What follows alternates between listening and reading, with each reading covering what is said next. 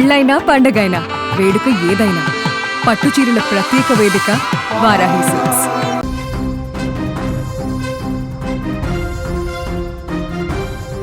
America అధ్యక్షుడు Donald Trump పైన మరోసారి హత్యాయత్నం జరిగింది. వైట్ హౌస్ సమీపంలోని ఒక హోటల్లో కాల్పులు చోటు చేసుకున్నాయి.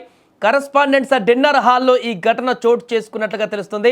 ట్రంప్ సహా కీలక నేతలంతా కూడా ఇప్పుడు సురక్షితంగా ఉన్నట్టుగా తెలుస్తుంది. అయితే అక్కడ 6 రౌండ్లకు మించి కాల్పులు జరిగినట్టుగా తెలుస్తుంది. అయితే ఘటనలో భద్రతా బలగాలు హోటల్ను ఆధీనంలోకి తీసుకున్నారు. ఈ ఘటన తర్వాత అయితే ఘటనకు బాధ్యుడిగా భావిస్తున్నటువంటి ఒక నిందితుడి ఫోటోను, వీడియోను కూడా స్వయంగా డొనాల్డ్ ట్రంప్ తన సోషల్ మీడియా ప్లాట్ఫామ్ ట్రూత్ సోషల్లో విడుదల చేశారు. ఇతడే ఆ మానసిక రోగి అంటూ ట్రంప్ చేసిన పోస్ట్ ఇప్పుడు వైరల్ అవుతుంది.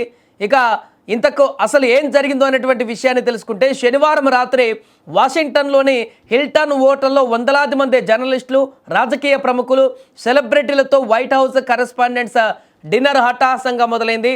డొనాల్డ్ ట్రంప్ వేదిక పైన ప్రసంగించడానికి సిద్ధమవుతున్నటువంటి సమయంలోనే హోటల్ వెలుపల భద్రతా చెక్ పాయింట్ దగ్గర ఒక్కసారిగా తుపాకీ శబ్దాలు వినిపించాయి. దీంతో అప్రమత్తమైనటువంటి సీక్రెట్ సర్వీస్ ఏజెంట్లు మెరుపు వేగంతో స్పందించారు. ట్రంప్తో పాటు ఆయన భార్య మెలానియాను సురక్షితంగా అక్కడి నుంచి తరలించారు. అయితే సీక్రెట్ సర్వీస్ అధికారులు తెలిపిన వివరాల ప్రకారం నిందితుడు బుల్లెట్ ప్రూఫ్ వెస్ట్ ధరించి అత్యాధునిక ఆయుధాలతో భద్రతా వలయాన్ని ఛేదించి లోపలికి ప్రవేశించేందుకు ప్రయత్నించాడు. భద్రతా సిబ్బంది అతడిని అడ్డుకునేటువంటి ప్రయత్నం చేయగా నిందితుడు కాల్పులకు తెగబడ్డాడు. ఈ క్రమంలో జరిగినటువంటి ఎదురు కాల్పులలో ఒక సీక్రెట్ సర్వీస్ అధికారికి ఛాతీపై బుల్లెట్ కూడా దిగింది. అయితే అతను బుల్లెట్ ప్రూఫ్ జాకెట్ ధరించడంతో ప్రాణాపాయం నుంచి బయటపడడానికి కూడా అధికారులు తెలిపారు. దాడికి పాల్పడినటువంటి వ్యక్తిని కాలిఫోర్నియాలోని టోరెన్స్కు చెందిన కోల్ థామస్ అలెన్గా గుర్తించారు. సీక్రెట్ సర్వీస్ సిబ్బంది అతన్ని ప్రస్తుతం అదుపులోకి తీసుకున్నారు. ట్రంప్ విడుదల చేసిన చిత్రాలలో నిందితుడు నేలపై పడి ఉండగా భద్రతా సిబ్బంది అతన్ని చుట్టుముట్టి ఉన్నటువంటి దృశ్యాలు స్పష్టంగా కనిపిస్తున్నాయి.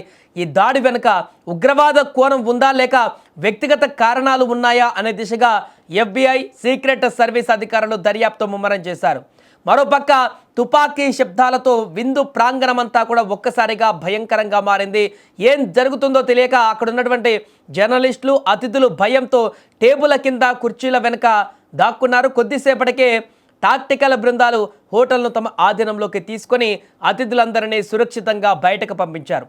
ఇక ఈ ఘటన అనంతరం వైట్ హౌస్లో మాట్లాడిన ట్రంప్ తనను దేశాన్ని రక్షించేందుకు ప్రాణాలకు తెగించి పోరాడిన సీక్రెట్ సర్వీస్ అధికారుల ధైర్య సాహసాలను కొనియాడారు.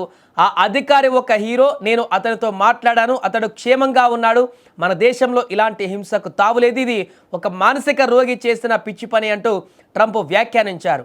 రద్దయినటువంటి ఈ డిన్నర్ను వచ్చే 30 రోజులలో మరింత ఘనంగా నిర్వహిస్తామంటూ కూడా ఆయన ప్రకటించడం జరిగింది. ఇదిలా ఉంటే ట్రంప్ పైన దాడిపై మోదీ కూడా స్పందించారు.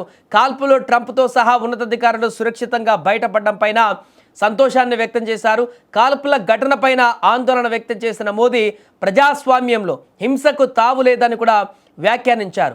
ఏదేమైనా కూడా అమెరికా అధ్యక్షుడు ట్రంప్ లక్ష్యంగా జరుగుతున్నటువంటి వరుస అత్యాయత్న ఘటనలు అనేటివి ఇప్పుడు తీవ్ర ఆందోళనగా మారింది. ట్రంప్ని లక్ష్యంగా చేసుకుంటూ జరుగుతున్నటువంటి దాడుల వెనక ఎవరున్నారు, ఎందుకు పదే పదే ట్రంప్ను టార్గెట్ చేస్తూ ఇలాంటి దాడులకు పాల్పడేటువంటి కుట్రలు చేస్తున్నారనేటువంటి పూర్తి వివరాలు కూడా ఇప్పుడు దర్యాప్తులో బయటకు వచ్చే అవకాశం ఉంది.